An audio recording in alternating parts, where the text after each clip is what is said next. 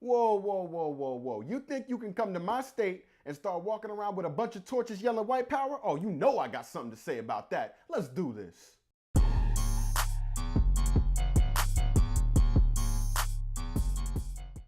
Donald Trump, you are truly and absolutely worthless. A black hole whose mouth somehow always reverses the hands of time. So I gotta write out these verses to unravel the curses you flirt with, sweating straight through my shirt, walking through lava, trying not to make a deal with the devil to go find your dead mother and ask her to reconsider your birth.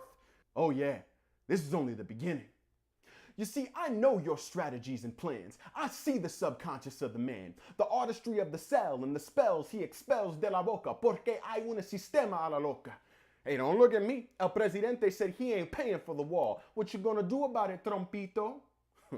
Seriously, don't be blinded by this man's ignorance. Know your history. Treat it like Listerine to cleanse out the blistering mystery that is this man's form of chaotic victories. Don't stray too far down the path of trans rights in the military. You see, that's his form of a smoke grenade. Be not afraid, because even the generals didn't get a say.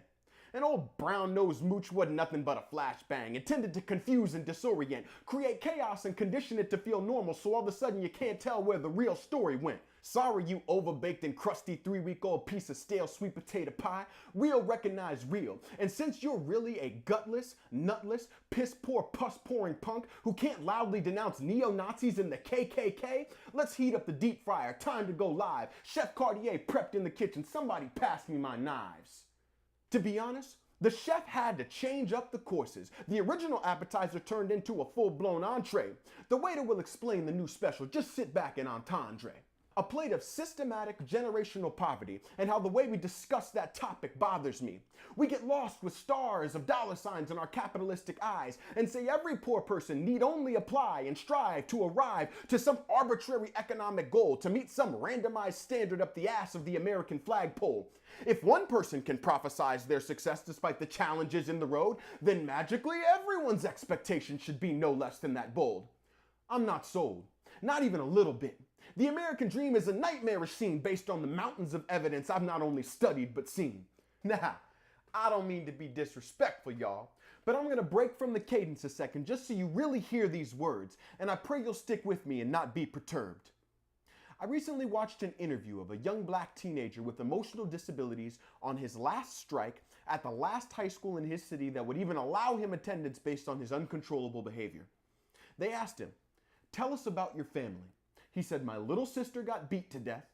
My brother got shot in a minivan over some money he owed his friend. And my daddy got locked up for life over a murder he committed trying to rob a store." When everyone you love violently disappears, literally, your mind, in order to protect itself, conditions a kind of numbing response. Since loving something equates to devastation, your mind's only choice is to either never feel anything again, which is where drugs come in, or no longer connect caring emotion to other human beings, which is how a perfectly able-minded person can rob and murder someone in their own neighborhood without any emotional attachment.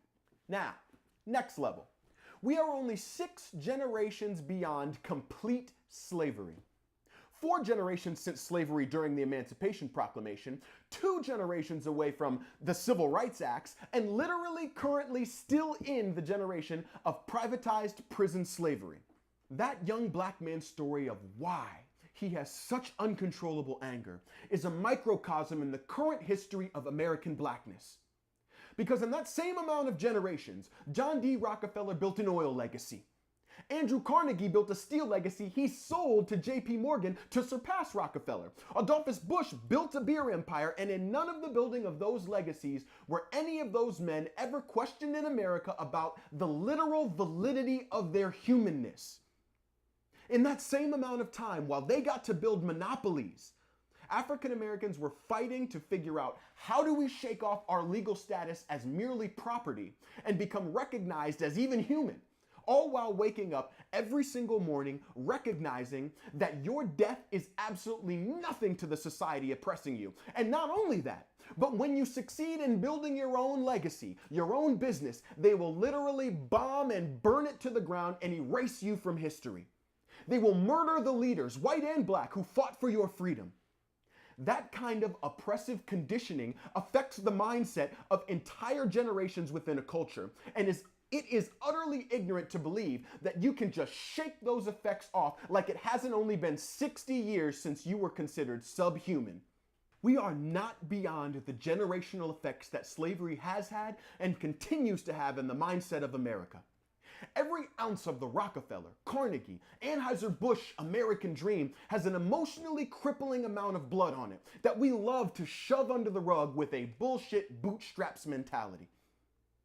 The scary part is that because we do everything we can to suppress the violence of that history, we treat young black people with the expectation that they should have it all solved and have their shit together by now, as if the America they live in still isn't one that will turn on them in a second. Decrease the access and quality of their education. Tell them the law is finally here to protect them, and then turn around and put 5 rounds straight to the chest next to their family when no law was broken. And as a president who will not vehemently denounce an entire population of people who truly believes that somehow whiteness is treated more unfairly than blackness. I repeat, we are not enough generations away to be rid of the psychological, cultural, and economic effects of American slavery. As much as you may want to hide from it because it makes you feel uncomfortable, I don't care if we feel uncomfortable anymore. The faster we accept that it's true, the faster we move toward more collective solutions. Understand, the Eastern European in me will always fight to protect my white half from being solely responsible for the sins committed against my black half. That's the unfortunate battle that I live with every day. To see all the sides, to see all the angles and find the actual root of the problem so as to not pass blame in an unjust column. Donald Trump. You're the first person in my entire life that I actually would give 0 fucks if you died. I personally hand clothes to homeless people on the street because I'd rather look them in the eye than just drop them off unemotionally. But if I had a blanket in my hand and saw you freezing to death on the corner naked and alone, I'd smile and walk right by and accept that for that sin I might have to purgatorially atone. While racism does indeed happen on many sides, that is absolutely not the response to what happened in Charlottesville, Virginia. You know how I know that for certain? Because even David Duke called you out for being a hypocritical vermin. Never in my life did I think I'd agree with the president of the Klan. This shit is bizarro world, you feel what I'm saying? But old boy is right. Why are you mad at those white nationalists for following your lead? They haven't had someone tell them they mattered in decades that wasn't some other wacko on the dark web who already agreed. You asked them to make America great again, and David Duke and Richard Spencer finally saw a light through the trees. So no, there are not many sides to this racism. There's just your side. When you opened up that crumpled orange soda can of a mouth and let all the underground hatred out. Who thinks Mexicans are primarily rapists and criminals who are only some of them are good people? You. Who thinks that Muslims are the primary cause of terrorism in America, when in actuality Americans have mastered the technique of killing each other without any second thought or emotion? You. Who hired the dumbest possible candidate to lead the Department of Housing and Urban Development to save poor black people because he was your only black friend? You. You crony, burnt baloney, presidential phony, filled with shit cannelloni, failure at matrimony, piece of weak old Kraft macaroni. When they impeach your ass, oh America alimony, as we throw a ceremony tossing your ass in the river with the garbage so you can fucking sleep with the abalone. Yeah, that's how I really feel. So in your individual case, I do mean to be disrespectful. In closing, I want you guys to know that I love you all, no matter what you believe. You are my brothers and sisters as we fight together to be fair and just to one another.